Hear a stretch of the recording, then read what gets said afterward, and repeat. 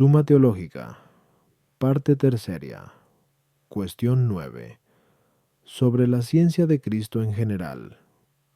Pasamos ahora a tratar de la ciencia de Cristo. Sobre la misma se plantean dos problemas. Primero, ¿qué clase de ciencia tuvo Cristo? Segundo, estudio de cada una de las ciencias que poseyó. Sobre el primero, se plantean cuatro interrogantes. Además de la divina, ¿tuvo Cristo otra ciencia? ¿Poseyó la ciencia que tienen los bienaventurados o comprehensores? ¿Tuvo la ciencia inspirada o infusa? ¿Poseyó alguna ciencia adquirida? Artículo 1. Además de la divina, ¿poseyó Cristo alguna otra ciencia? Lat. Objeciones por las que parece que Cristo no tuvo otra ciencia fuera de la divina. 1. La ciencia es necesaria para conocer algunas cosas, pero Cristo lo conocía todo por su ciencia divina. Luego la existencia en él de cualquier otra ciencia hubiera resultado superflua. 2. La luz más débil palidece ante la más fuerte. Ahora bien, cualquier ciencia creada, comparada con la divina, equivale a la luz más débil comparada con la más fuerte. Luego en Cristo no pudo resplandecer ciencia alguna distinta de la divina. La unión de la naturaleza humana con la divina se realizó en la persona, como es claro por lo dicho anteriormente. Algunos sostienen que en Cristo existió una ciencia de unión, por la que conoció mejor que nadie todo lo referente al misterio de la encarnación, y como la unión personal incluye las dos naturalezas, parece que Cristo no tuvo dos ciencias, sino una sola, la que pertenece a las dos naturalezas. Contra esto está lo que dice Ambrosio en el libro De Incarnatione. Dios, al encarnarse, asumió la perfección de la naturaleza humana, tomó el conocimiento del hombre, no el pensamiento orgulloso de la carne, pero la ciencia creada pertenece al conocimiento del hombre. Luego en Cristo existió otra ciencia además de la divina. Respondo, como es manifiesto por lo dicho anteriormente. 5.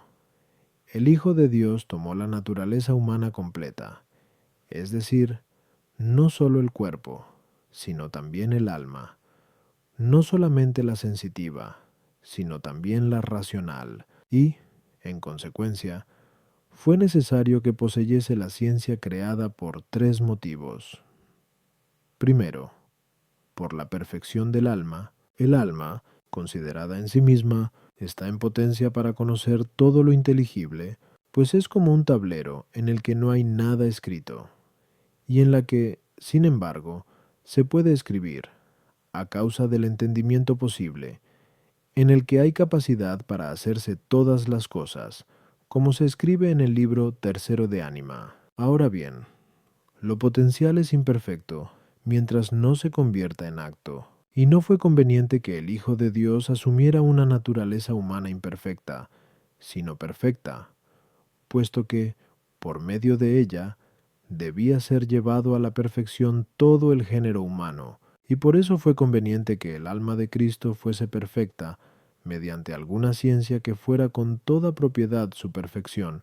De ahí la conveniencia de que existiese en Cristo una ciencia distinta de la divina. En caso contrario, el alma de Cristo sería más imperfecta que las almas todas de los demás hombres. Segundo, porque, al estar todo ser ordenado a su propia operación, como se dice en el libro segundo de Caelo et Mundo, Cristo tendría en vano el alma intelectual, en caso de no ejercitarla entendiendo. Esto pertenece a la ciencia creada. Tercero, porque hay una ciencia creada que pertenece a la misma naturaleza del alma humana, a saber, la ciencia por la que conocemos naturalmente los primeros principios, pues aquí tomamos la ciencia en sentido amplio, equivalente a cualquier conocimiento de la inteligencia humana. Ahora bien, a Cristo no le faltó nada de lo que es natural, porque asumió la naturaleza humana completa, como queda dicho, Quiaos 5. Y por esto el Concilio Sexto condenó la doctrina de quienes negaban la existencia de dos ciencias o dos sabidurías en Cristo, a las objeciones. 1. Cristo conoció todas las cosas por la ciencia divina en una operación increada, que es la misma esencia de Dios, pues la intelección de Dios es su propia sustancia, como se demuestra en el libro 12 Metaphys. Por eso el alma de Cristo no pudo tener un acto de esta clase, porque es de otra naturaleza. Por consiguiente, si en el alma de Cristo no hubiera existido otra ciencia que la divina, no hubiera conocido nada, y, en tal supuesto, hubiera sido asumida en vano, porque las cosas existen en orden a su operación. Tuo. Si se trata de dos luces del mismo orden, la menor palidece ante la mayor, como la luz del sol oscurece la luz de una candela, al pertenecer ambas al mismo orden de iluminación. En cambio, si la luz mayor se entiende en el orden de iluminar y la luz menor en el campo de lo iluminado, entonces la luz menor no es oscurecida por la mayor, sino potenciada, como se agranda la luz de la atmósfera con la luz del sol, y, de este modo, en el alma de Cristo la luz de su ciencia no es oscurecida por la luz de la ciencia divina, que es la luz verdadera que ilumina a todo hombre que viene a este mundo, como se lee en Jane Wankonoes.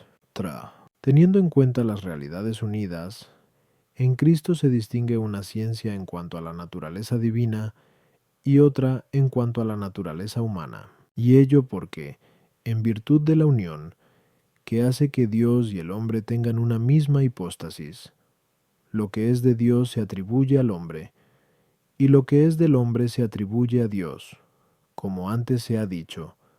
Q1, 3 up, Stark, 3. Pero, por parte de la unión, no es posible atribuir a Cristo ciencia alguna, porque tal unión se concreta en el ser personal, mientras que la ciencia no conviene a la persona más que por razón de una naturaleza determinada. Artículo 2. ¿Poseyó Cristo la ciencia de los bienaventurados o comprehensores?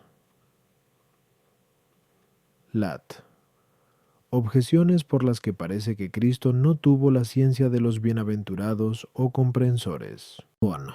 La ciencia de los bienaventurados consiste en una participación de la luz divina, según Sal 35:10. En tu luz veremos la luz. Pero Cristo no tuvo la luz divina en forma de participación, sino que tuvo la misma divinidad asentada sustancialmente en él, tal como se dice en Col 2:9. En él habita toda la plenitud de la divinidad corporalmente. Luego en él no se dio la ciencia de los bienaventurados. Tuo. La ciencia beatífica los hace bienaventurados, tal como se lee en Junto N 17:3. Esta es la vida eterna, que te conozcan a ti, Dios verdadero, y a tu enviado, Jesucristo.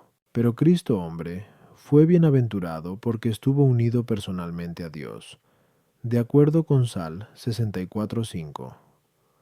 Bienaventurado aquel a quien elegiste y tomaste. Luego no es preciso poner en él la ciencia de los bienaventurados.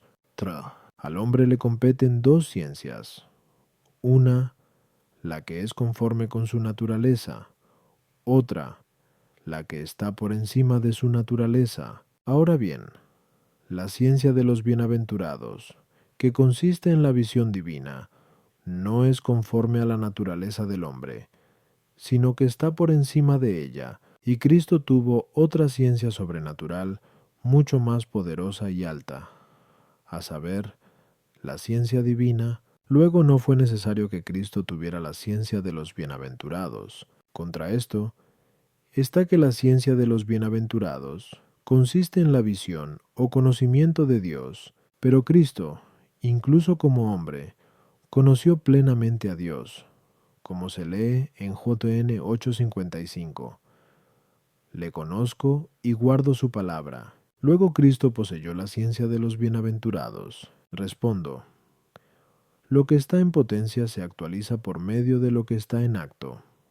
Así es necesario que esté caliente el ser, mediante el cual han de calentarse otros seres. El hombre está en potencia con relación a la ciencia de los bienaventurados, que consiste en la visión de Dios, y está ordenado a la misma como a su fin, pues la criatura racional es capaz del conocimiento bienaventurado en cuanto que está hecha a imagen de Dios, y los hombres son conducidos al fin de la bienaventuranza por medio de la humanidad de Cristo, de acuerdo con las palabras de Heb 2:10. Convenía que aquel por quien son todas las cosas, que conduciría muchos hijos a la gloria, perfeccionase al autor de la salvación de los mismos por medio de la pasión, y por eso fue conveniente que el conocimiento consistente en la visión de Dios estuviese presente en Cristo, hombre de modo excelentísimo, porque siempre es necesario que la causa sea mejor que el efecto. A las objeciones. 1. La divinidad se unió a la humanidad en Cristo en la persona, y no en la naturaleza o la esencia. Pero con la unidad de persona permanece la distinción de las naturalezas, y por eso el alma de Cristo, que es parte de su naturaleza humana, fue perfeccionada por una luz participada de la naturaleza divina en orden a la ciencia bienaventurada, mediante la que se ve a Dios en esencia. En virtud de la unión, Cristo hombre es bienaventurado con la bienaventuranza increada, como es Dios por esa misma unión. Pero fue conveniente que en la naturaleza humana de Cristo, además de la bienaventuranza increada, existiese una bienaventuranza creada, por la que su alma entrase en posesión del último fin de la naturaleza humana.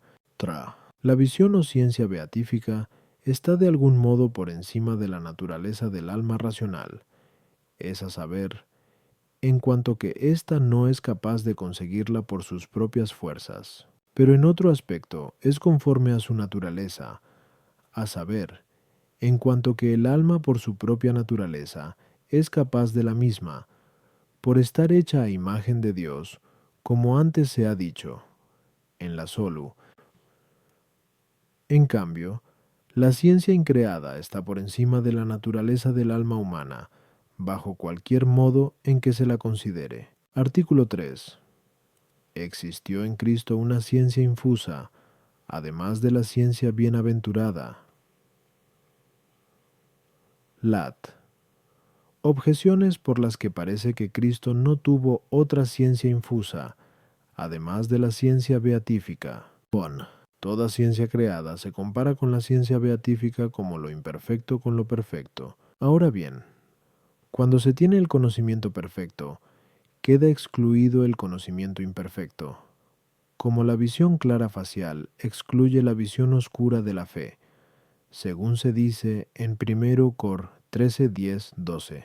En consecuencia, por tener Cristo la ciencia bienaventurada, como queda dicho,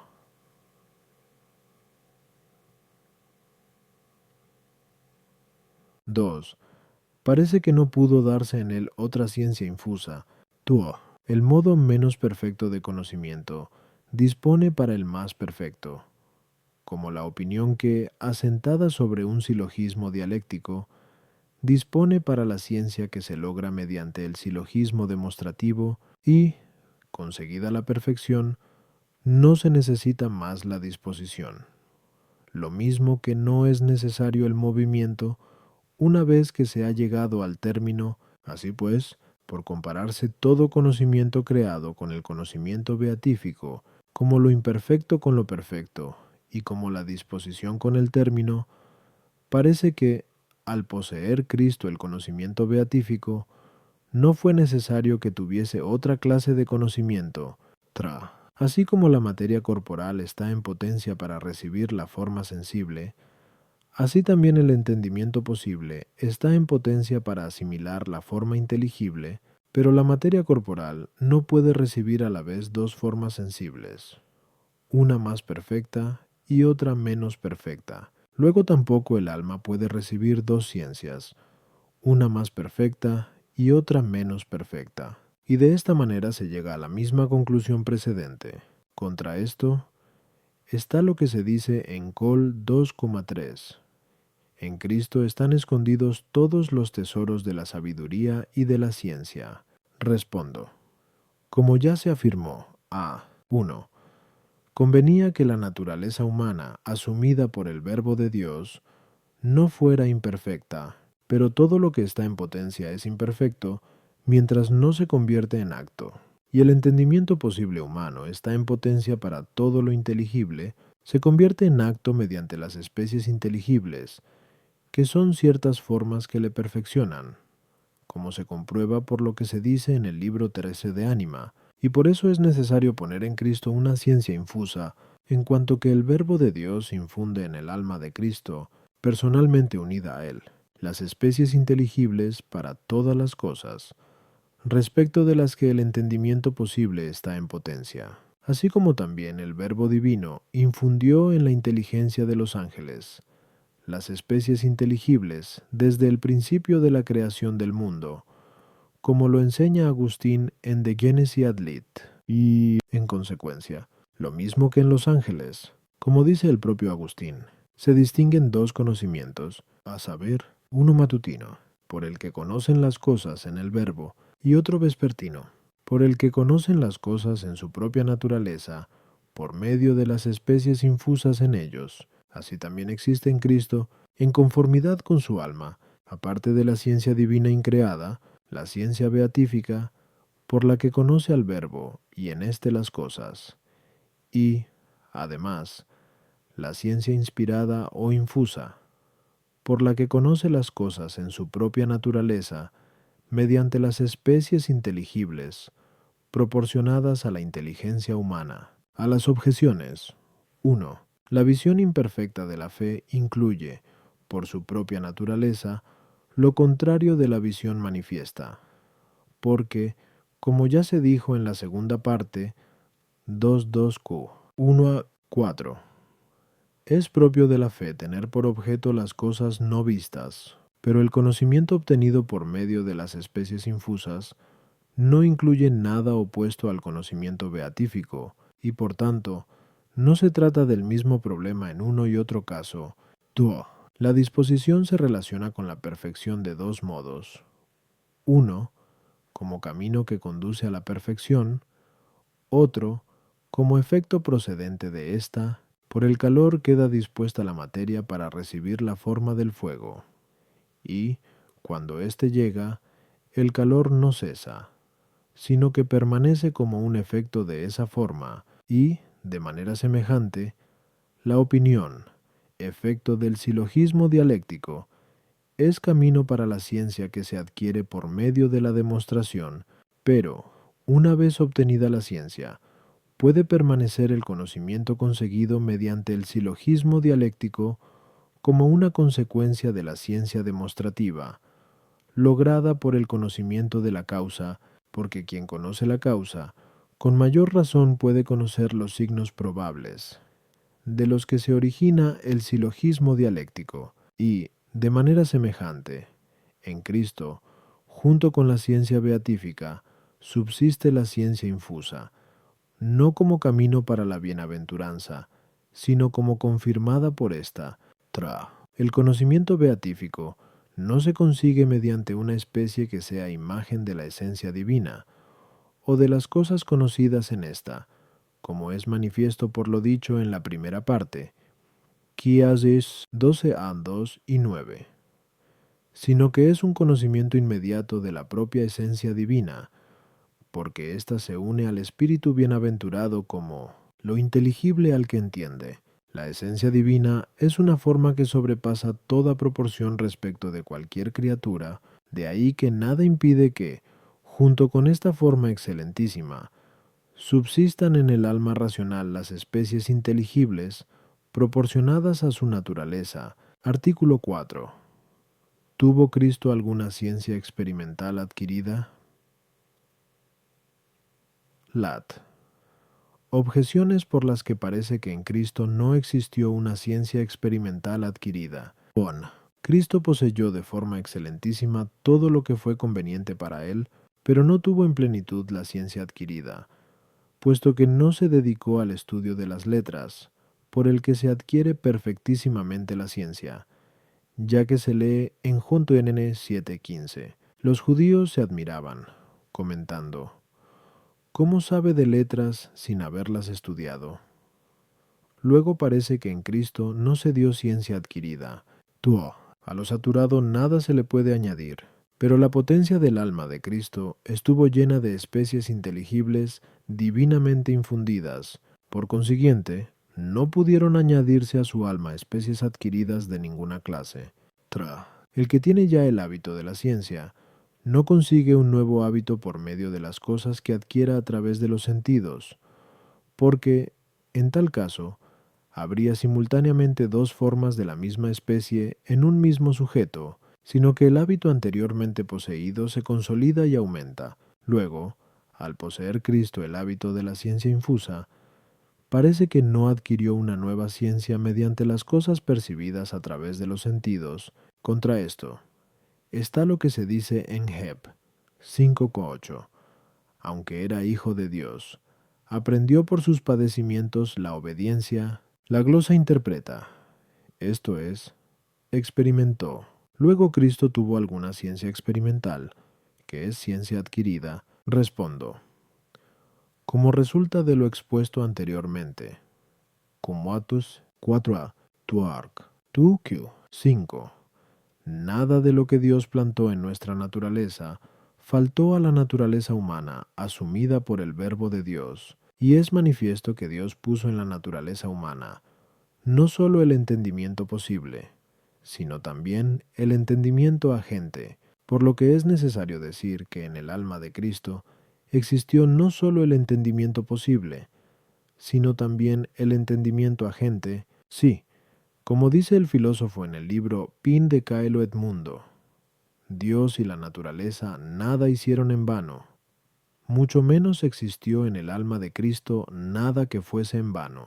Es vano lo que carece de operación propia, pues todo ser está ordenado a su operación, como se escribe en el libro segundo de Caelo et Mundo, y la operación propia del entendimiento agente es convertir en acto las especies inteligibles, abstrayéndolas de las imágenes, por lo que se dice en el libro 13 de Ánima, que es propio del entendimiento agente hacer inteligibles todas las cosas. Así pues, es necesario afirmar que en Cristo se dieron algunas especies inteligibles, recibidas en el entendimiento posible por la acción del entendimiento agente. Esto equivale a decir que existió en él ciencia adquirida, llamada por algunos ciencia experimental, y por esta razón, aunque en otra ocasión yo escribí de forma distinta, hay que decir que Cristo tuvo ciencia adquirida. Tal ciencia, hablando con propiedad, es una ciencia al modo humano, no sólo por parte del sujeto que la recibe, sino también por parte de la causa que la produce, ya que esa ciencia se atribuye a Cristo por razón de la luz del entendimiento agente, que es connatural a la naturaleza humana. En cambio, la ciencia infusa se atribuye al alma humana en virtud de una luz infundida desde lo alto. Y este modo de conocer es proporcionado a la naturaleza angélica, pero la ciencia beatífica, por la que se contempla la misma esencia de Dios, sólo es propia y connatural a Dios, como se dijo en la primera parte, QOC 12a, Porto. A las objeciones. 1. 2. Son los modos de adquirir la ciencia, a saber, la investigación y el aprendizaje. La investigación es el principal y el aprendizaje es el secundario. Por eso se dice en el libro I Ethic, es óptimo el que lo comprende todo por sí mismo, mientras que es bueno el que obedece a quien bien enseña y, por tanto, a Cristo le competía más tener la ciencia adquirida por investigación que por disciplina, especialmente habiéndole dado Dios como doctor de todos los hombres, según las palabras de J.L. 2:23. Alegraos en el Señor Dios vuestro, porque os dio un maestro de justicia, Tua. La inteligencia humana tiene una doble orientación, una, hacia las realidades superiores, y en este sentido el alma de Cristo obtuvo la plenitud en virtud de la ciencia infusa, otra, hacia las realidades inferiores, esto es, hacia las imágenes, que están destinadas a mover la inteligencia humana mediante el poder del entendimiento agente, y fue conveniente que el alma de Cristo estuviese llena de ciencia también desde este punto de vista, no porque no fuese suficiente por sí misma la plenitud para llenar la inteligencia humana, sino porque convenía que ésta fuese perfecta también por relación a las imágenes. 3. Una es la naturaleza del hábito adquirido, y otra, la del hábito infuso. Adquiriéndose el hábito de la ciencia por relación de la inteligencia humana con las imágenes, se sigue que no puede adquirirse otro hábito de la misma naturaleza por segunda vez. Sin embargo, el hábito de la ciencia infusa es de distinta naturaleza, porque desciende al alma de lo alto, no por relación con las imágenes, y por tanto, ambos hábitos no son de la misma naturaleza.